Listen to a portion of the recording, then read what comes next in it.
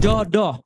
Kalau jodoh itu di dalam keyakinan kita, jodohnya, ajalnya, rizkinya, kan jodoh termasuk rizki ya. Itu sudah ketetapan atau ketentuan daripada Allah, sudah takdirnya Allah. Lalu bagaimana ketika seseorang itu, contoh ya, saya sekarang nikah, istri saya, maka itu adalah ketentuan Allah bagi saya. Paham ya? Tapi bukan berarti saya tidak bisa milih. Paham sampai di sini ya? Kan kita sudah bahas takdir itu gak usah dipikirin.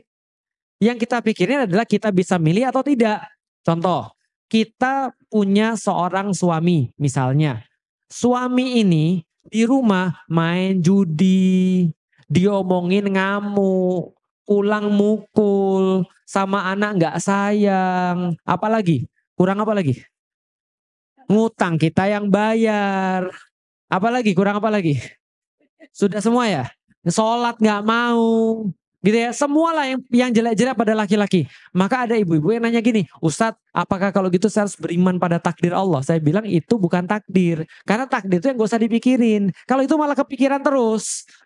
Jelas sampai di sini ya? Maka dalam perkara-perkara kayak gini, ajak ngobrol sama suaminya. Lalu ngobrol, Pak, kita tuh nikah untuk apa sih? Makanya saya bilang, pernikahan itu sangat ditentukan dari awalnya, milihnya. Lihat ya, panah itu ya, kalau awalnya beda gini aja, itu makin lama makin jauh tuh. Kalau awalnya nih nggak sama nih, ya udah makin lama makin jauh. Nggak usah hari ini, ya 2 jam lagi aja udah beda. Kenapa nggak satu visi, nggak sejajar? Makanya Allah katakan min anfusikum azwajan, di antara diri kalian sendiri yang setara, yang menjadi pasangan-pasangan kalian. Bisa dipahami ya? Oke, balik lagi. Berarti itu pentingnya satu visi. Lah, kalau ada orang tadi riuh kayak tadi ditanyain lu, Pak, kita nih nikah untuk apa? Oke, lihat. Tujuan nikah, ibu-ibu tahu tujuan nikah? Tujuan nikah tahu? Punya anak, jelas. Selain punya anak apa lagi? Ibadah kepada Allah. Ibadah itu bentuknya apa?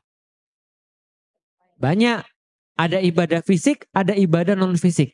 Secara sederhana, tujuan pernikahan itu ada dalam surat Ar-Rum ayat 21. Wa min ayatihi an khalaqalakum min anfusikum azwajan litaskunu ilaiha wa ja'ala bainakum mawaddatan wa rahmah. 4. 1. Untuk satu visi, kerja bareng, ibadah bareng, ini 1. Yang kedua, litaskunu sebagai bentuk ketenangan yang diberikan oleh Allah bagi laki-laki ataupun bagi seorang wanita. Itu yang kedua. Yang ketiga, mawaddah, cinta dalam bentuk nafsu, boleh, gak ada masalah. Fisik, gak ada masalah. Yang keempat, rahmah, adalah cinta dalam bentuk yang bersifat non fisik, seperti anak dan seterusnya. Paham ya? Jadi cinta yang gak bentuknya fisik, kasih sayang, anak dan seterusnya. Itu 4. Maka kalau 4 nih gak tercapai, orang boleh ngajuin cerai. Jelas sampai di sini? Orang boleh ngajuin cerai. Cerai itu ada 5 hukumnya. Ada cerai yang hukumnya wajib, ada yang sunnah, ada yang mubah, ada yang makruh, ada yang haram. Kapan dia menjadi wajib? Kalau murtad suaminya, itu wajib cerai. Sudah jelas cerai. Kapan jadi haram? Kalau nggak ada apa-apa. Itu kan ya, nggak ada minta cerai. Itu kan ya. Kapan jadi makruh? Kalau ada kesalahan yang masih bisa ditolerir. Itu makruh. Kapan jadi mubah? Ya kalau ada kesalahan yang nggak bisa ditolerir. Kapan jadi sunnah? Kalau itu sudah membuat dia jauh daripada Allah. Itu jadi sunnah. Maka kita lihat dulu ini termasuk yang mana. Karena ini termasuk pilihan. Ya bisa dipahami ya. Contoh. Ada yang curhat sama saya. Ustadz, suami saya LGBT. Jadi ini cerita nyata. Pas saya masih di Jakarta, suaminya itu dia suatu waktu ketahuan suaminya ngajak cowok lain ke kamar. Kan nggak mungkin main catur. Paham maksudnya kira-kira? Dan suaminya udah ngaku dia LGBT, ACDC, paham ya? Nah, lalu kemudian istri bilang, tapi kan bersabar kepada Allah atas suami jahat itu kan termasuk bagian kebaikan ya Ustadz ya? Saya bilang enggak. Kalau dalam hal ini tidak. Kenapa? Karena tujuan pernikahan sudah hilang semua tuh 4 itu. Ngajak ibadah juga enggak. Sama visinya enggak. Yang kedua, tenang. Enggak juga. Karena takut-takut tiba-tiba ada laki-laki masuk. Yang ketiga, kasih sayang bentuk fisik. Mungkin, tapi sudah enggak enak. Paham maksudnya? Yang keempat, rahmah apalagi. Nah, maka kalau sudah enggak ada tujuan, ngapain? Contoh kayak gini deh. Ibu-ibu punya mobil. Ada yang punya? Ya udah motor deh, punya motor. Motor itu untuk apa? Transportasi, betul? Untuk nganterin kita dari tempat A ke tempat B. Terus motornya nggak punya bensin. Sudah itu nggak punya roda. Sudah itu nggak punya mesin. Lah terus untuk apa punya motor?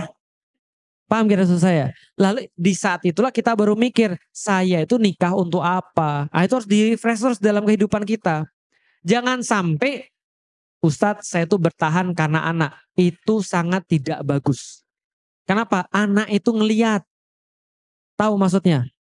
Ada peribahasa mangkisi mangkidu. Monyet lihat, monyet buat. Tahu maksudnya? Anak kita tuh monyet Ustadz, bukan. Anak itu akan melihat dan akan merekam dan akan berbuat hal yang sama. Kalau orang tuanya cuma formalitas aja berada dalam rumah tangga, dikira anaknya nggak tahu? Tahu. Dan apakah anaknya nggak menimbulkan luka? Luka. Paham ya? Makanya ada tujuan pernikahan. Tapi oke lah, walaupun dia itu ustadz, dia tuh nggak mencintai saya lagi ustadz, tapi dia masih bisa ngajak untuk ibadah. Nggak apa-apa, berarti tujuannya masih ada kan ya? Tapi kalau tujuannya 4 tadi sudah nggak ada lagi, terus itu apa? Bisa dipahami ya saya kira itu sekali. Maka perlu diajak ngobrol. Pak, kamu tuh nikahin saya untuk apa? Ya kan ya? Kalau sudah nggak ada lagi dapat salah satu yang kita tujukan, atau kita sama sekali nggak ada nih, ya terus ngapain kita bareng? Kan nggak harus bareng. Saya dipahami ibu sekalian. Ada orang lagi, ya Allah, suaminya itu bajigur luar biasa. In any means, dalam segi apapun ya, nafkahi tidak, main cewek iya, narkobaan, paham nggak sih? Ini nggak tahu dari mana bagusnya ini gitu loh maksudnya. Dilihat dari mana bagusnya nggak tahu. Tapi orangnya bilang saya nggak mau cerai Ustaz. Saya nggak mau cerai. Kenapa? Karena saya punya pengalaman buruk ngelihat orang tua saya cerai. Paham sampai di sini? Saya ngasih tahu cerai itu bukan aib.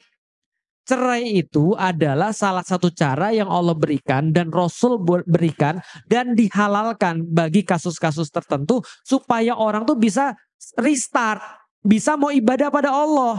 Enggak cuma di situ aja, tapi bisa dia mau bertobat gitu loh kira-kira. Itu caranya, cara pendidikan.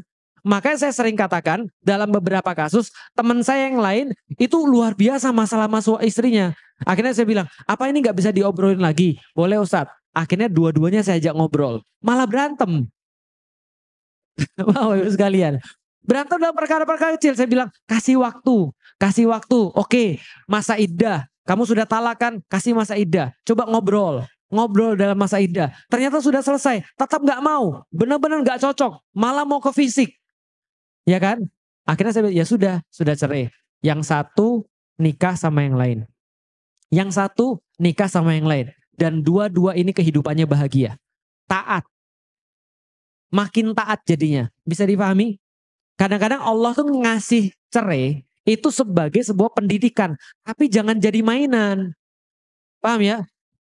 Ustaz saya rencananya mau cerai aja Ustaz. Lah kenapa? Nah itu suami saya tuh hidungnya kurang 1 senti mancungnya Ustaz. Enggak juga gitu kan ya. Atau istri dicari-cari kesalahannya. Makanya Allah katakan di dalam Al-Quran, kalau Anda enggak suka pada satu istri karena keburukan dia, Anda mungkin akan menyukai kebaikan-kebaikan yang lain yang banyak. Bisa dipahami ya. Maka syarat orang jadi wali itu adalah punya istri yang cerewet. Paham maksudnya? Karena dia bersabar. Tiap hari lagi. Waliullah langsung. Gitu kan ya. Paham ya? Nah artinya kita itu tidak meremehkan. Tapi kalau memang sudah tidak ada jalan, ya sudah. Disitulah perlunya konsultasi pada yang paham. Maka di dalam Al-Quran Allah sampaikan, kalau ribut nih rumah tangga, maka suami pilih satu hakim. Satu orang paham agama. Yang istri pilih satu orang yang paham agama. Yang dua ini tidak ada kepentingan. Mereka adalah diskusi. Setelah mereka diskusi, ini masalahnya kayak gimana? Oh masalahnya gini segala macam. Biar dua orang itu yang mutusin. Karena mereka lebih paham. Insya Allah kalau dua ini sudah mutusin, keputusan yang terbaik buat dua orang ini. Bisa difahami ya? Tapi kalau seandainya kita terus meneruskan pernikahan, walaupun gak ada tujuan dalam pernikahan itu sama aja kita naik mobil tapi ngarep nyampe. Ya nggak sampai-sampai, malah nanti kerusakan buat yang lain. Ustadz, saya nanti khawatir anak saya nanti broken home. Justru Anda besarin anak di tengah-tengah keluarga yang Anda tidak punya kasih sayang, di mana Anda saling membenci, di mana Anda saling nggak bisa kerja sama, itu akan buat dia hal yang sama. Saya dipahami ya? Jangankan Anda ribut sama suami. Jangankan Anda status tanpa hubungan, STH gitu ya. Jangan kan kayak gitu, ribut sama suami aja, Anda nggak boleh publis ke anak-anak loh. Paham nggak maksudnya? Kalau Anda publis ke anak-anak, itu nanti anak-anak pasti ada pengaruhnya. Suami marahin istri di depan anak-anak, itu nanti anak-anak mikir apa? Berarti ibu saya itu nggak ada harganya. Paham nggak sih maksudnya? Berarti bisa dimarahin kayak gitu. Itu fatal. Apalagi seorang istri marahin suaminya di depan anak-anaknya, hilang otoritas. Besok bapaknya bilang, "Mbok ya kamu belajar." Halah, anaknya bilang kamu aja dimarahin. Paham gak sih maksudnya? Makanya kayak gitu-gitu tuh penting. Karena anak tuh tadi, mangkisi mangkidu. Anak lihat, anak buat. Paham ya? Jadi kita tuh benar-benar harus jaga dalam bidang itu. Nanti kapan-kapan kita bahas lebih lanjut lah. Yang jelas, kalau cerai terus gimana Ustadz? Apakah sudah takdir atau sudah bukan jodoh lagi? Berarti jodohnya sampai di situ. Dia jodoh sampai dia cerai. Berarti jodohnya sampai di situ. Kapan kita tahu? Setelah cerai. Maka jangan dipikirin. Takdir itu jangan dipikirin. Karena segala sesuatu yang kita pikirin itu yang kita bisa kuasai. Yang kita nggak kuasai, nggak usah pikirin. Punya suami soleh, itu dipilih atau takdir? Pilih. Hati-hati, itu pilihan. Dan kalaupun kita nggak merasa pilih, tadi kata ibu tadi, bisa untuk review lagi. Benar nggak keputusan saya sampai sekarang? Gitu kan ya. Manusia kan senantiasa bersalah tuh. Makanya Allah kasih jalan taubat. Gitu loh maksudnya. Nah jadi itu dalam pernikahannya. Tapi tentu saja nggak boleh cuma perasaan aja. Karena ingat baik-baik, kadang-kadang orang itu cuma ngelihat satu arah. Namanya permasalahan rumah tangga itu satu arah atau dua arah? Dua-duanya pasti bermasalah. Ingat kata saya, nggak ada pernikahan yang cuma satu masalah. Anda itu bukan Asia dan suami Anda bukan Firaun. Jelas ya? Yang Asia tuh nggak ada salahnya, Firaun salah semua gitu. Paham ya saya? Artinya pasti dua-duanya ada salah. Maka disitulah diperlukan orang untuk ketiga yang menengahi. Gitu ya.